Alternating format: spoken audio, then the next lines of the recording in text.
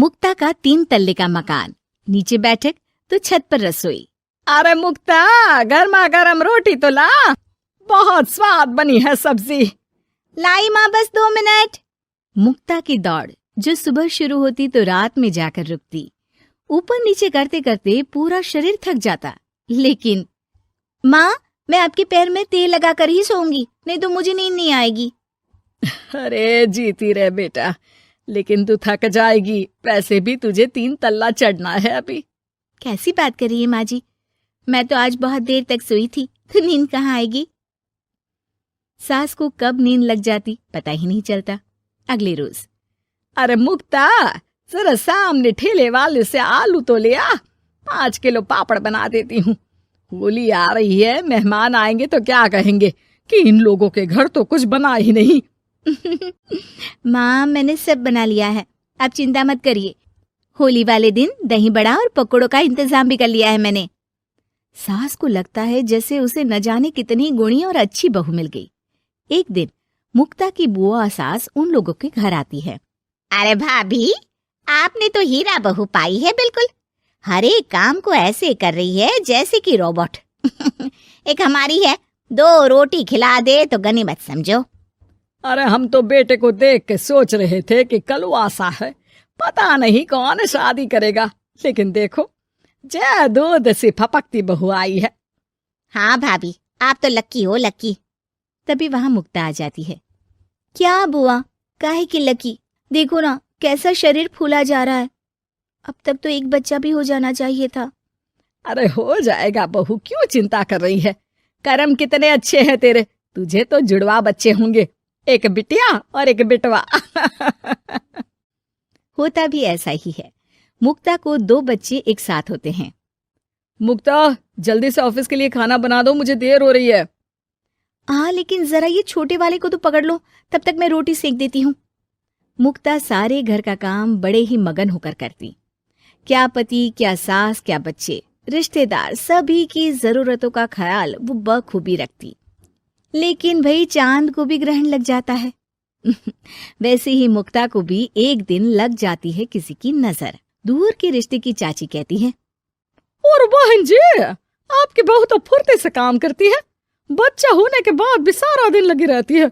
इसके हाथ का खाना भी इतना टेस्टी है, लगता है जैसे होटल का खा रहे।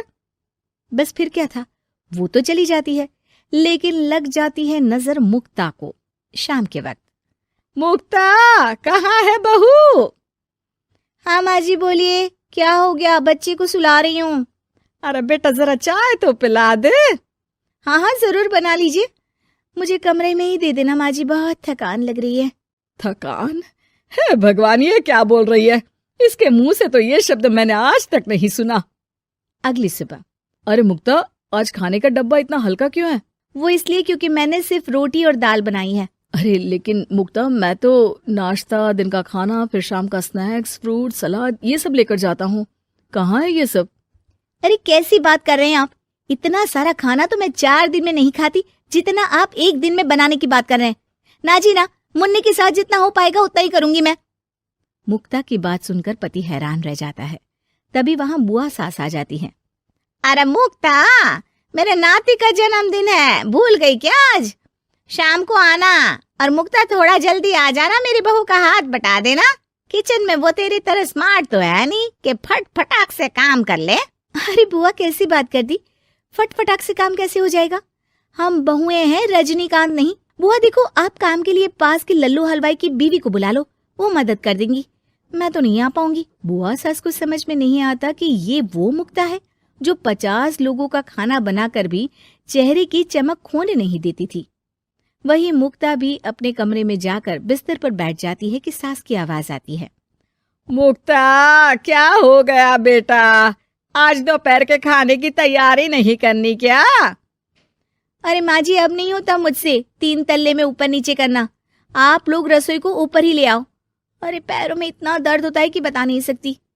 अरे लेकिन तू तो बोलती थी कि इससे तू फिट रहती है। अरे काहे के फिट माँ जी, हालत खराब हो रखी है। कौन ऐसा मकान बनवाता है कि जहाँ सोने का कमरा अमेरिका में है तो खाने का लंदन में। अरे रसोई बनानी है तो जाओ अफ्रीका। ना जी ना, मुझसे नहीं होगा इस घर का काम। मुक्ता की बदली हरकत किसी को समझ में नहीं आ रही थी। अरे ये मुक्ता को क्या हो गया है? मुझे तो लगता है इसकी माँ ने पट्टी पढ़ाई होगी। और ना जी ना, मुक्ता की माँ यानी मेरी समधन तो देवी है देवी। वो तो अपनी बेटी को ऐसे संस्कार दे ही नहीं सकती। मुझे माजरा कुछ और ही लग रहा है। तभी वहां मुक्ता हाथ में प्लेट और सब्जी लेकर आ जाती है। माजरा? किस बात का माजरा? खैर माँ जी, जरा ये सब्जी तो काट दीजिए, और हाँ, इसके बाद मैं आटा यहीं दे जाऊंगी, गूंद देना। हाँ हाँ, तू एक काम कर बेटा, गैस चूल्हा भी यहीं दे दे, बना भी दूंगी। अच्छा ठीक है, शाम को उसका भी इंतजाम कर देती हूँ। ये बोलकर मुक्ता वहां से चली जाती है। हे भगवान, ये तो वो मुक्ता है ही नहीं। अरे एक बार तो मुझे याद है, मेरे जूते भी इसने मुझे अपने हाथ से पहनाए थे। तभी सास के दिमाग की बत्ती जल जाती है। हाँ, कल वो कालिया की औरत आई थी ना, खूब तारीफ कर गई। उसके बाद से ही मुक्ता ऐसी हो गई है। फिर तो पक्का मान लो कि तुम्हारी बहू को नजर लगी है।